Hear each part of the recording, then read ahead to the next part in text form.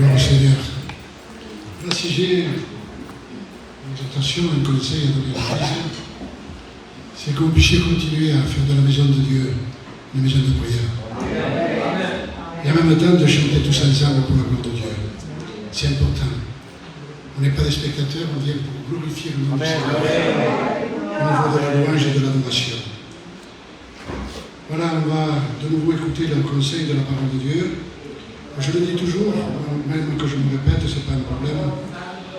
Je suis persuadé que ce que je vais prêcher, ça vient de Dieu.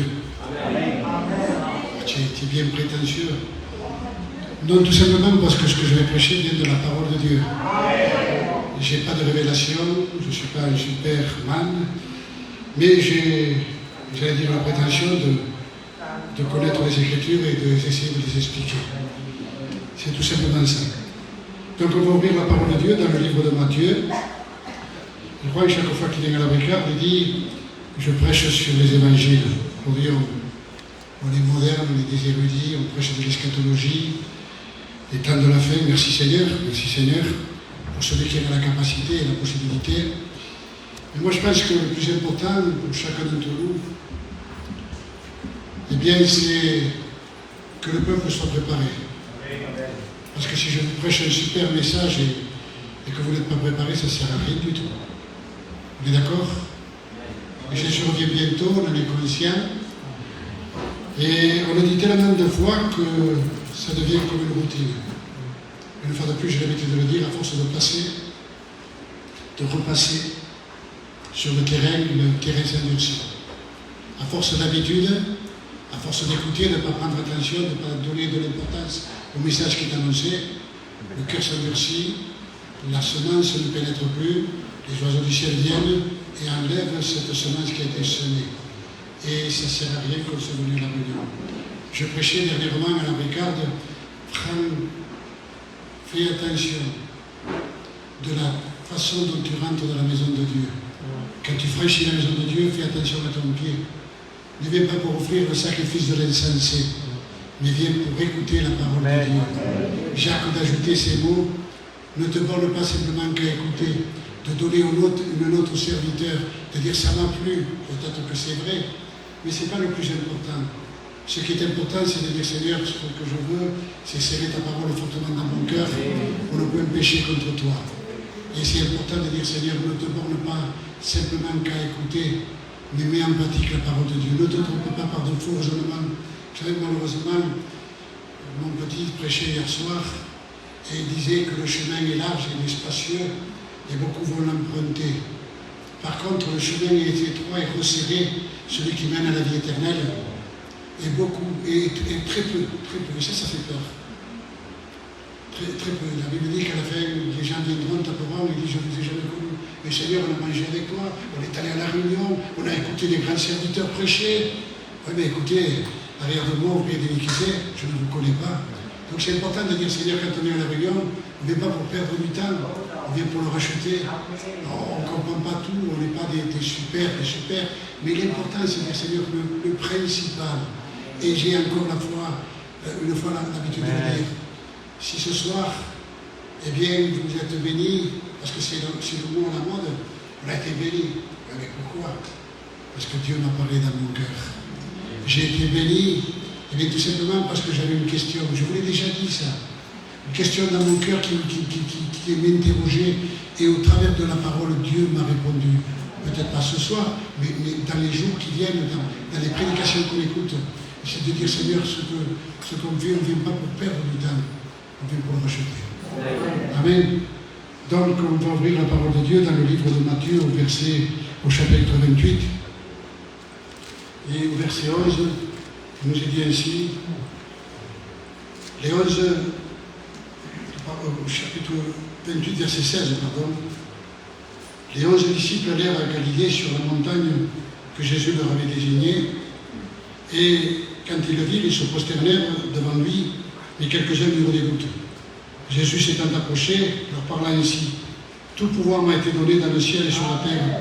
Allez, faites des nations des disciples, baptisez-les au nom du Père, du Fils et du Saint-Esprit, et enseignez-leur à observer tout ce que je vous ai prescrit.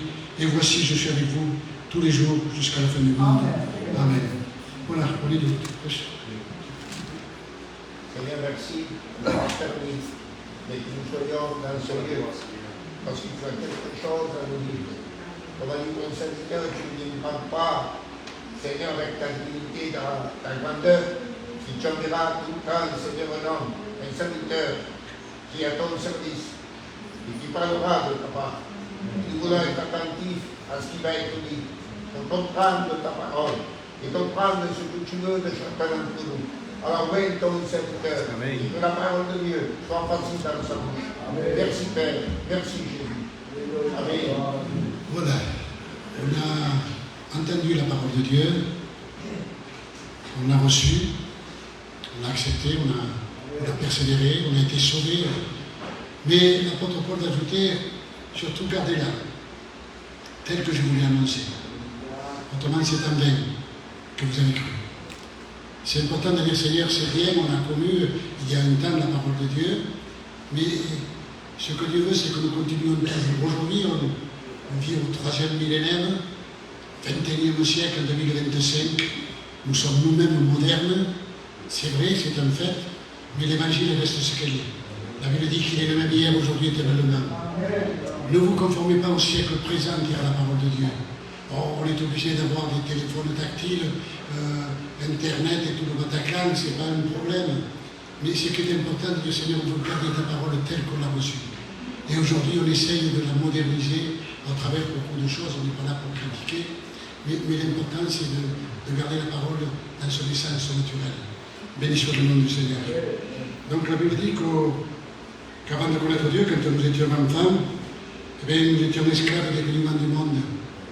Mais quand les temps furent accomplis, Dieu envoya son Fils, né d'une femme née sous la loi, afin qu'il nous rachetât de la loi, et que de cette façon nous puissions recevoir l'adoption et nous sommes devenus des enfants de Dieu.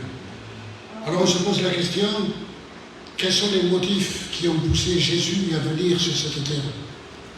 La Bible dit, Christ entrant dans le monde, dit ces mots, tu n'as agréé ni sacrifice, ni holocauste. Me voici, je viens pour faire ta volonté. Amen. Et en vertu de cette volonté, dira la parole de Dieu, nous sommes sanctifiés une fois pour toutes par l'offrande de son corps. Amen. Alors je suis venu pour faire la volonté de mon Père, pas dire Jésus. Et quelle est la volonté de Dieu? Eh bien, tout simplement, ce que Dieu veut, c'est que les hommes soient sauvés. Amen. Et ça, on le sait. C'est le motif pour lequel, justement, Jésus est venu, il est monté sur le croix. On ne l'a pas assassiné, Jésus, ça a été bien dit, ça a été clair. Il a dit, personne ne m'ôte la vie, sinon que j'ai le pouvoir de la donner et de la reprendre quand je veux. Jésus s'est donné tout entier pour que nous puissions être sauvés. Dieu a tant aimé le monde qu'il a donné son Fils unique, afin que quiconque croise en lui ne périsse point, mais qu'il ait la vie éternelle. La Bible dit que Dieu prouve son amour envers nous, en ce que lorsque nous étions encore pécheurs, Christ est mort pour nous. Il est mort, mais il n'est pas resté à la croix. Il est mort, mais il n'est pas resté au tombeau. Il est mort, mais il est ressuscité. Il a une vie, il est mort pour il est ressuscité pour notre justification. Ça veut dire qu'au travers de la mort et de la résurrection de Jésus, on a été rendu juste. On ne comprend pas, on se regarde à la glace, on s'examine et on dit, mais qu'est-ce que j'ai de juste? Qu'est-ce que j'ai de bien? C'est vrai que la Bible dit, celui qui est en Christ, il est une nouvelle création. Les choses anciennes sont passées, toutes sont devenues nouvelles, c'est un fait. Mais quand on se regarde, on dit, est-ce que je suis vraiment juste? Est-ce que j'ai la possibilité de me présenter, d'avoir cette appellation d'homme juste? Vous savez, on ne comprend pas. Et en vérité, est-ce qu'on l'est véritablement? Je vais essayer d'expliquer ce que j'ai compris. Parce que je me regarde, moi je ne suis pas un meilleur, je ne suis pas quelqu'un de méchant, mais dans mon cœur, je sais que je ne suis pas juste. Pourtant, Dieu a décrété que je suis juste. Il nous a justifiés au travers de sa résurrection. Amen. Alors on prend une image, supposons, c'est une image, ça vaut ce que ça vaut, qu'un étranger, un homme d'un pays étranger, un russe, un anglais, un italien, n'importe quelle catégorie de personnes, viennent en France. Et à un moment donné, il décide de renoncer à sa nationalité. Et il dit, à partir de maintenant, je vais devenir français, me faire naturaliser français. Ça existe, oui. Donc à partir de là, on regarde ces gens, et aux yeux des hommes, si c'est un Américain, on va dire c'est un Américain, ça reste un Américain. On est un homme, on est des pécheurs. Mais aux yeux de l'État, aux yeux de l'organisation du pays, de la France d'elle-même, il est considéré comme un Français, malgré que c'est un Américain. Vous êtes d'accord? On ne comprend pas, mais il y a eu même des ministres qui se sont fait naturaliser français et aujourd'hui ils sont montés en tant que ministres. Et ils ont été considérés comme français. Et nous, quand on se regarde, on ne dit rien, on n'a pas de capacité, mais Dieu a décrété que nous sommes justes, que nous ne voulions pas là. Et l'étranger qui est venu en France, il s'est fait naturaliser, il a les mêmes droits comme Français, la même autorité, le même désir. Et c'est important de dire, Seigneur, qu'à partir de maintenant, nous sommes au travers de la mort et de la résurrection de Jésus déclarés justes. Donc Jésus va mourir, Jésus va ressusciter, et plusieurs fois, après sa résurrection, il va se présenter à ses disciples et il va leur donner des recommandations. Il va leur donner des instructions. Et ce soir, je voudrais en retenir en particulier 3. 3 recommandations que Jésus a fait à ses disciples. Alors, le premier jour de la semaine, quand Jésus est mort, il est ressuscité, c'était dimanche matin apparemment, et des femmes vont se lever de bon matin. Elles vont prendre des plantes aromatiques et vont aller en direction du sépulcre où Jésus a été enterré. Alors elles se posaient des questions, qui nous roulera la pierre? Elles avaient un problème, premièrement c'était des femmes, le sépulcre était gardé, il était scellé.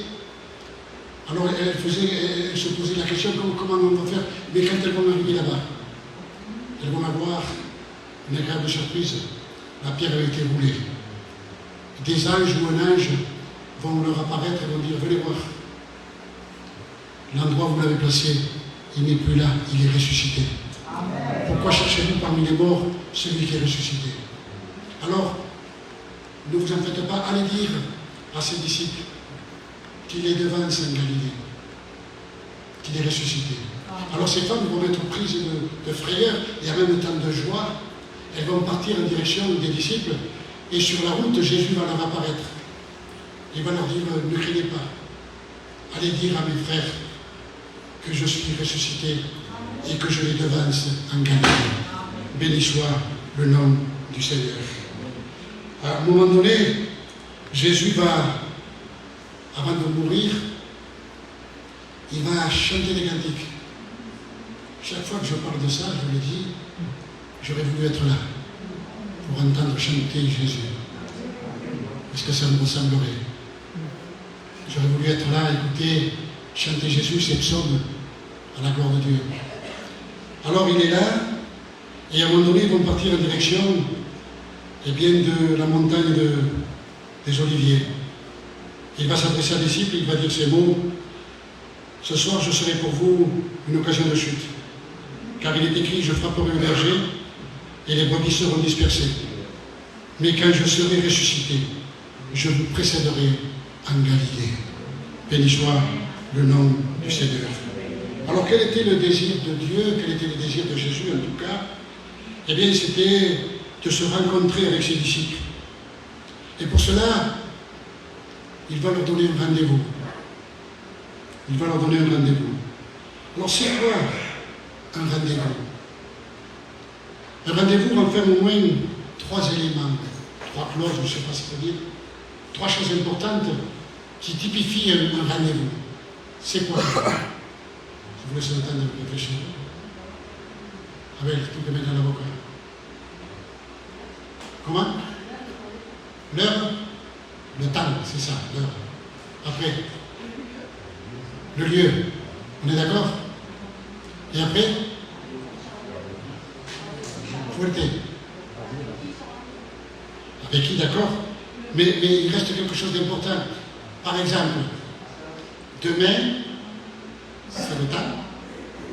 On se voit aux égalades pour prier. Donc il y a un motif. On se voit aux égalades, voilà. Mais il y a un motif, il y a un pourquoi. Donc si vous voulez, c'est important de dire Seigneur, il y a un temps, il y a un moment, il y a un motif. Et quel est le lieu que Jésus a donné rendez-vous à ses disciples? Galilée. Je vous devance un Galilée. Et vous savez ce que ça veut dire Galilée? Ça veut dire cercle. Et le cercle, c'est une ligne courbe, fermée, dans laquelle se trouve un centre. Vous êtes d'accord? Vous voyez là, je vois en face de moi dans l'horloge, il y a un cercle, et au milieu, il y a un centre. Et Jésus veut réunir son Église autour de lui pour en être le centre.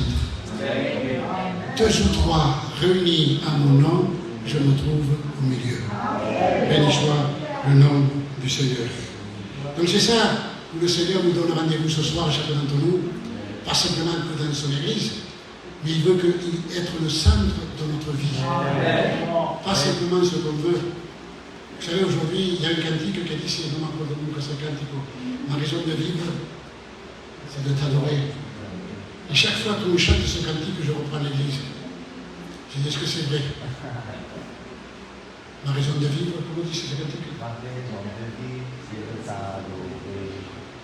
C'est la raison pour laquelle je vis, et ça c'est. Alors, est-ce que c'est vrai? Attendez. Est-ce que c'est vrai que notre raison de vivre, c'est Jésus? Alors, quand il y a des moments de prière, on devrait être les premiers. Quand il faut faire quelque chose pour Dieu, on doit être les premiers. Quand on doit renoncer à quelque chose, on doit être les premiers. Le Seigneur a dit ces mots, si quelqu'un veut venir après moi, qui renonce à lui-même, qui se charge de sa croix, et qu'il me suive. Et j'ai encore une fois l'habitude de poser cette question. Qu'est-ce que ça veut dire se charger de sa croix? Ah, j'ai une croix, mes enfants, ils sont drogués. C'est pas une croix. C'est une catastrophe, si vous voulez. Mais c'est pas une croix, ça fait partie des aléas de la vie. J'ai de la famille qui est malade, ça fait partie des aléas de la vie. Et aujourd'hui, reconnaissons que dans notre pays, notre beau pays de la France, mais on ne souffre pas à cause de l'évangile. Mais prendre sa croix, ça veut dire quoi? Jésus a pourquoi la croix de Jésus? Parce que Jésus l'a portée pour nous. La croix, c'est tout simplement, aussi simple que ça peut se paraître. C'est obéir à Dieu quand Dieu nous demande quelque chose. C'est ça porter notre croix. Dire Seigneur, quand tu me demandes quelque chose, je te donne ce que tu me demandes. Donc c'est important que si on aime Dieu de tout notre cœur, une fois de plus, j'ai l'habitude de le dire, il y a un passage qui dit ainsi, parce que tu n'es ni froid ni bouillant, je te vomirai de ma bouche. Alors, est-ce qu'on est froid? Vous me répondez? Si on est froid, il est foutu. On est d'accord? Alors, est-ce qu'on est bouillant? Je veux dire, tu répondez. Alors, si vous êtes bouillant, fervent dans les choses de Dieu, Jésus doit passer avant toute chose. Malheureusement, ce n'est pas évident. Donc, on n'est pas bouillant. Il reste qu'une seule chose. Tiens. Pas au niveau du salut. On n'est pas au niveau de perdre notre salut. Mais d'une autre façon spirituelle de marcher avec Dieu, on n'est pas fervent comme il faudrait qu'on soit. Parce qu'on fait passer les choses du monde avant les choses de Dieu. On n'est pas froid, on n'est pas perdu. Mais reconnaissons, sans être méchant, qu'on n'est pas fervent comme il faudrait. Amen. Donc, donnons-nous à prendre conscience. Je ne touche pas le salut, vous dire vrai. Mais les gars, parce que celui qui est tiède, véritablement, il est perdu. D'après ce que nous, ça c'est vrai. Je te vomirai dans ma bouche. Donc, ce n'est pas de ce côté-là que je le dis, mais au niveau de notre état extérieur. Alors que Dieu nous aide à dire, Seigneur, quand le pasteur dira, soyez là, je suis fervent, je suis le premier. Venez prier, je suis fervent, je suis le premier. Faites la volonté de Dieu, je suis fervent, je suis le premier.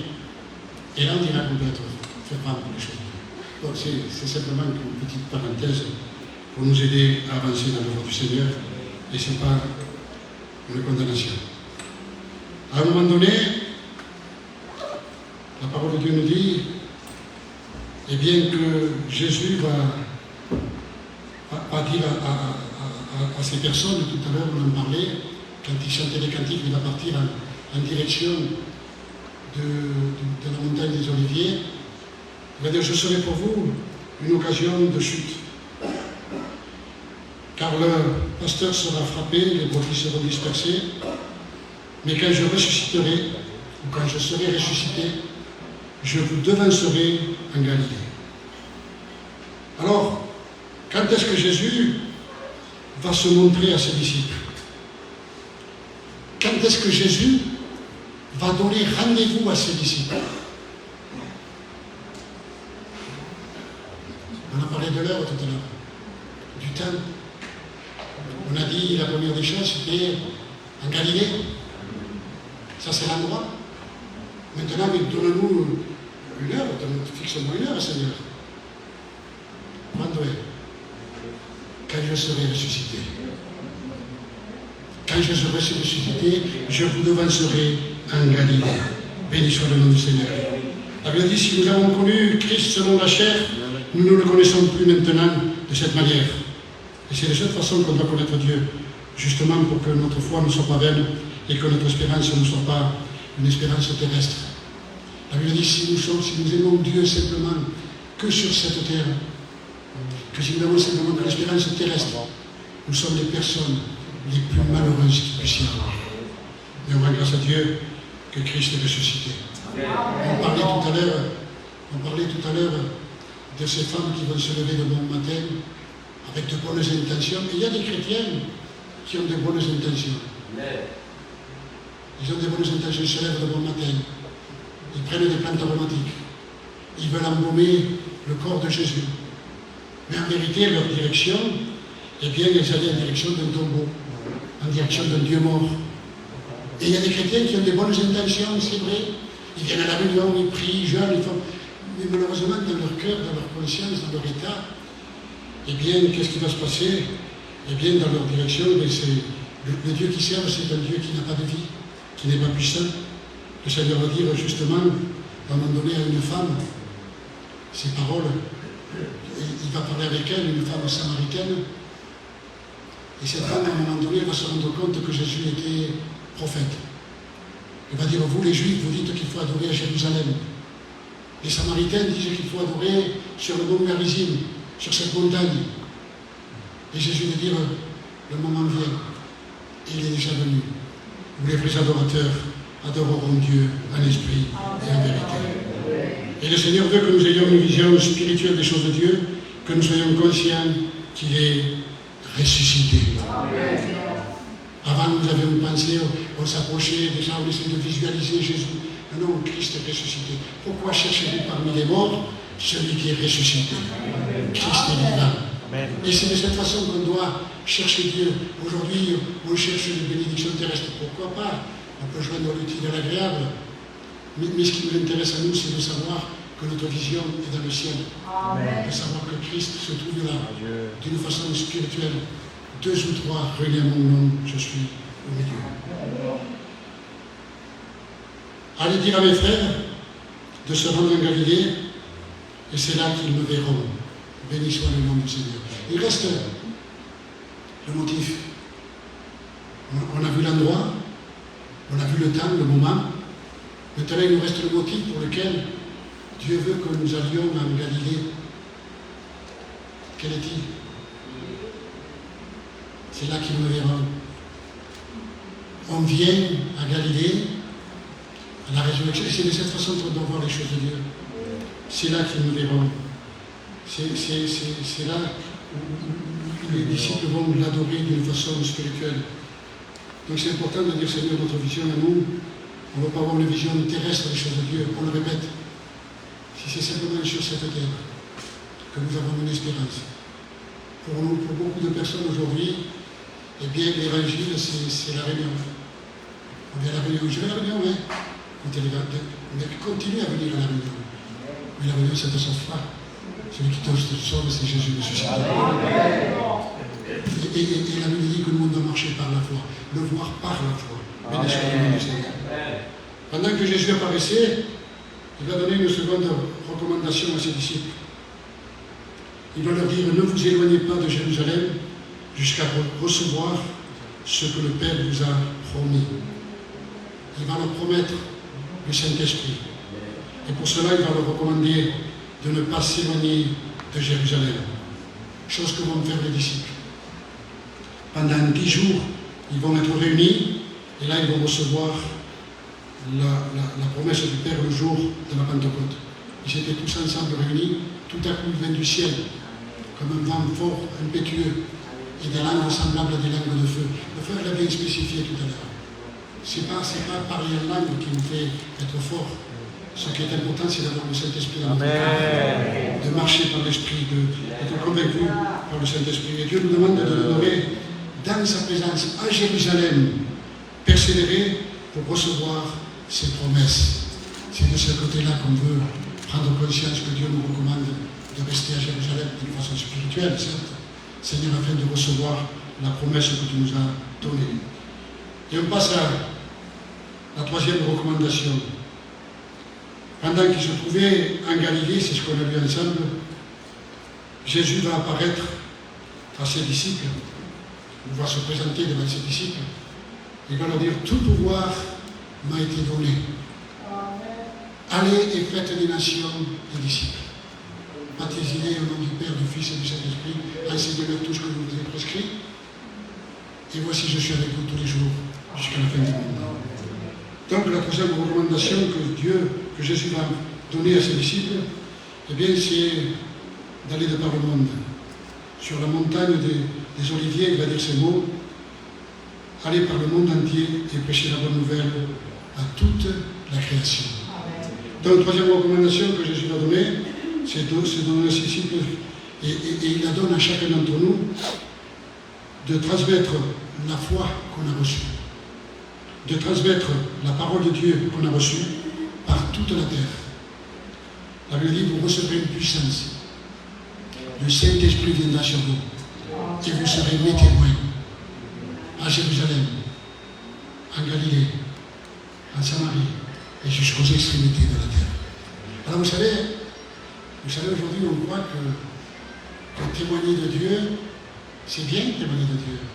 Et je pense que c'est plus important d'avoir un témoignage. Parce qu'on peut se mettre là derrière, moi j'ai été ceci, écoute, tu étais ce que tu étais, c'est ton problème. Nous, ce qui nous intéresse, c'est ce que tu es aujourd'hui. Et aujourd'hui, les gens se glorifient de ce qu'ils étaient auparavant. La Bible dit, quels fruits produisez-vous auparavant? Des fruits dont aujourd'hui vous en avez honte. Et en vérité, c'est comme ça. Celui qui est en Christ, il est une nouvelle création. Les choses anciennes sont passées et toutes sont devenues nouvelles. On a oublié l'être que vous êtes. Il y a des gens qui se mettent à témoigner et dire avant j'étais ici. Il n'a pas dit tu es ton témoin. Tu seras mon témoin. Mon témoin. Quand je m'excuse d'être cité à la terre, quand un voyant dans votre voiture s'allume, il dit ah oh, le témoin.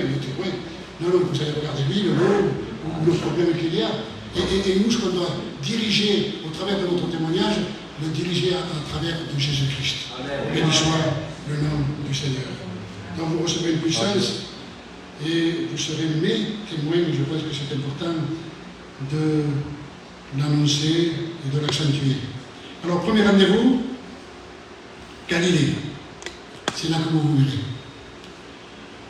J'allais dire, second rendez-vous, demeurez à Jérusalem pour être conduit, pour recevoir le Saint-Esprit et pour être conduit par l'Esprit. C'est important. La Bible dit que l'Esprit, comment dit ce verset? L'Esprit est contraire à la chair, c'est ici. La chair est contraire à l'Esprit et l'Esprit est contraire à la chair. Donc c'est important de dire, Seigneur, ce que nous voulons, c'est prendre conscience que nous voulons marcher non pas par la chair, mais nous voulons marcher par l'Esprit.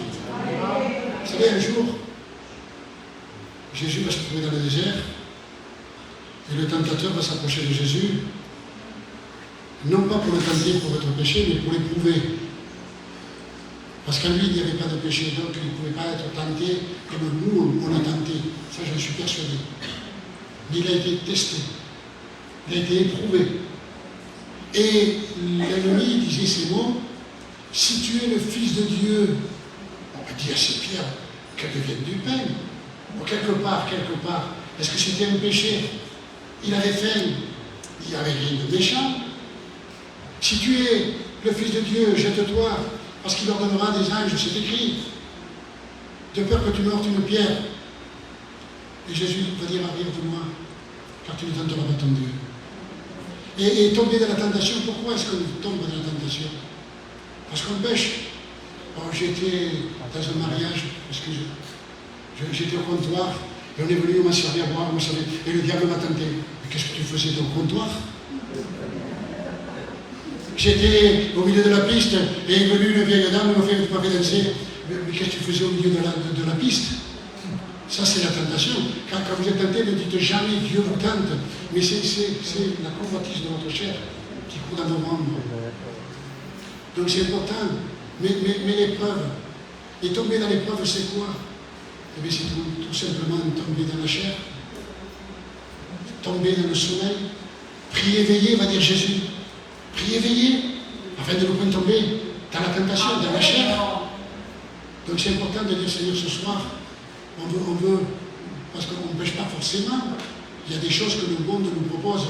Et on est là, on dit c'est bien, c'est pas bien. Et on tombe dans la pensée humaine. Donc on s'éloigne de la pensée de Dieu. Et on tombe dans la tentation. Donc la seconde chose qui est, il nous est dit, après Galilée, après Jérusalem, c'est par tout le monde que Dieu nous envoie pour partager ce que nous avons reçu. Bénissons le nom du Seigneur. Qu'as-tu que tu n'aies pas reçu? Et si tu l'as reçu, pourquoi t'en glorifies-tu? Et dans un autre passage, il est dit, tout don parfait vient du Père des Lumières. C'est important. Si tu as reçu quelque chose, la Bible dit que Dieu a préparé de bonnes œuvres. On n'est pas sauvés par nos œuvres, c'est un fait. Nous sommes sauvés par grâce, par le moyen de la foi. Pas par les œuvres pour que personne ne s'en glorifie. Mais la Bible dit, vous le lirez dans le verset 8, verset 10, pardon, d'Éphésiens 2, nous sommes l'ouvrage de Dieu, ayant été créés en Christ, pour de bonnes œuvres, afin que nous puissions les pratiquer, nous qui sommes arrivés à la fin des temps. Donc ça vient par là que si on pratique des œuvres, c'est pas pour être sauvé, c'est parce qu'on est sauvé. On ne persévère pas pour être sauvé. Ah, moi je persévère pour être sauvé. Non, ça ne va pas très bien. Je persévère parce que je suis sauvé. Bénissons le nom du Seigneur. Donc ce que Dieu veut, c'est que nous puissions avancer et partager ce que nous avons reçu autour de nous. On le donne à ceux qui en ont besoin. Vous savez, un jour, Élie va marcher et derrière lui se trouvait Élisée. Et il va l'aider à marcher avec lui. Il va s'arrêter de Gilgal, il va aller à Bethel, à Jéricho, au Jourdain. Et à un moment donné, Élie va lui dire ces mots. Demande-moi ce que tu veux que je te donne. Ainsi dit Seigneur. Et de suite, il a dit, écoute Seigneur, donne-moi une double portion de ton esprit. Une double part de ton esprit. Je ne pense pas que ça va dire 2 fois plus que ce que tu m'as donné, non? Ce que tu es, mais une double portion de ce que tu es toi. Donc à partir de là, Élie va dire, écoute, tu me demandes quelque chose d'important. C'est important ce que tu me... Mais bon, c'est possible. Si tu me vois que je serai emporté. Autrement, tu n'auras rien. Alors vous savez, il y a 3 rendez-vous. Galilée, Jérusalem, les extrémités de la terre. 3 rendez-vous sont là, justement, marcher par la foi, des rendez-vous, j'allais dire, terrestres sur la terre. Mais Dieu nous fixe un 4e rendez-vous. Il avait dit que vos cœurs ne se troublent point. Croyez en Dieu et croyez en moi. Dans la maison de mon Père, il y a plusieurs demeures. Et je m'en vais vous préparer une place. Et quand tout sera préparé, je reviendrai vous chercher. Car là où je suis, je veux que vous y soyez aussi. Donc Jésus est allé nous préparer une place. Je ne sais pas si j'ai le droit de le dire. si c'est bien ce que je vais dire, mais moi ça fait le nôtre. Le ciel est en chantier, il est en train d'être préparé pour que justement, quand Jésus, tout soit préparé, il vienne nous chercher. Donc, il y a 3 rendez-vous sur la terre et il nous en fixe un 4e. Voici, nous ne mourrons pas tous, va dire la parole de Dieu. Et nous ne devancerons pas tous ceux qui sont partis avant nous. Mais un clin d'œil.